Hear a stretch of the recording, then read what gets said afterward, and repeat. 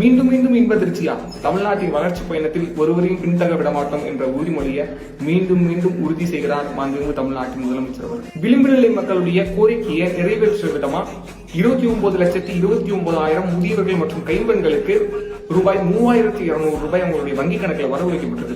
5,92,000 மாற்றுத்திறனாளிகளுக்கு 3,500 ரூபாயும், அதே போல 2,58,000 மாற்றுத்திறனாளி குடும்பங்களுக்கு பராமரிப்பு உதவி தொகையா ரூபாய் 4,000 வரவு வைக்கப்பட்டது.